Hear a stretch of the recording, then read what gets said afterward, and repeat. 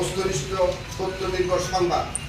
সীতাকুণ্ড জায়গার সীমানা নির্ধারণ লয়েরে বিরোধীর জেরদরি মীর ইউসুফ নামের এক কৃষক লীগ নেতার হার্ট অ্যাটাকের মৃত্যুরই হত্যা বলি প্রচার এই মৃত্যুর লয় বিএনপি জড়িত বলে মৃত্যু অপপ্রচারের প্রতিবাদে সংবাদ সম্মেলন অনুষ্ঠিত হয়।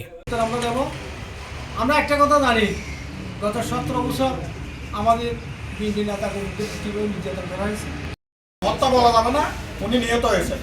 আজকে দেখা যাচ্ছে সমাজের কিছু কিছু কুচক্রী মহল, তার সাথে সাথে আমাদের কিছু জানুয়ারির 9 তারিখ বৃহস্পতিবার দুপুরে সীতাকুণ্ড প্রেস ক্লাবর কনফারেন্স রুম নজিব বাংলাদেশ জাতীয়তাবাদী দল সীতাকুণ্ড উপজেলা শাখা এই সংবাদ সম্মেলনের আয়োজন করে। এটা লিখিত বক্তব্য পেশ করেছে উপজেলা সোনাইছড়ি ইউনিয়ন বিএনপি সভাপতি আলহাস নুরুদ্দিন। আমাদের এলাকায় কিন্তু জায়গা জমি সংক্রান্ত অনেক বিচার আছে, কিন্তু বেশি কাউকে ডাকলে কিন্তু কেউ যাবে না, যাইয়ে কে বিচারে গিয়ে কে বিপদে পড়বে। এটার পিছনে একমাত্র কারণ হচ্ছে এই যে মীর ইউসুফ সাহেবের মেয়ের জামাই জসিমউদ্দিন রবি।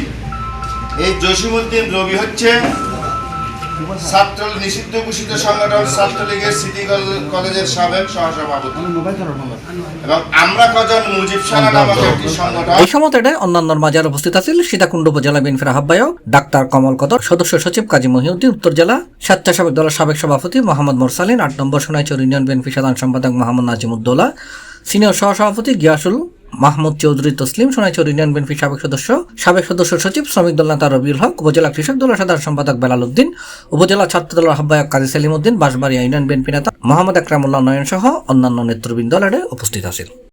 তাকে প্রবাসী হেলালকে বুঝিয়ে দেওয়ার বিষয় নিয়ে বিরোধীর জের ধরে উত্তপ্ত বাক্য বিনিময় ঝগড়া বিবাদে লিপ্ত হয় এবং মীর ইউসুফ উক্ত ঝগড়া প্রায় 1 ঘন্টা পর বাড়িতে গিয়ে গোসল করে পরবর্তীতে শরীরে খারাপ লাগছে বলে স্ট্রোক করে। তাৎক্ষণিক ওনাকে একটি স্থানীয় হাসপাতালে নিয়ে গেলে ডাক্তার তাকে মৃত ঘোষণা করে। বলা যাবে না, উনি নিহত হয়েছেন। আজকে দেখা যাচ্ছে সমাজের কিছু কিছু কুচক্রী মহল, তার সাথে সাথে আমাদের কিছু সাংবাদিকবৃন্দ একত্রিত হয়ে আমাদের বাংলাদেশ জাতীয়তাবাদী দলকে অস্থিতিশীল পর্যায়ে নিয়ে যাওয়ার জন্য এবং বিএনপির সুনাম ক্ষুণ্ণ করার জন্য আজকে কিছু কিছু লোক উঠে পড়ে লেগেছেন। এই সীমানা ঘাস উনি একটু এখানে ডাক্তার হয়েছে, এরপরে ওটার পর উনি বড় চলে গেছে। আমরা এখানে সবাই আসি, মানে 1 ঘন্টা পর আমরা শুনতে পাচ্ছি উনি নাকি মারা গেছে। বলে কি হইলো ঘটনা, এখানে কিছু হয়তো হয় নাই, মারার মতো কি হইলো।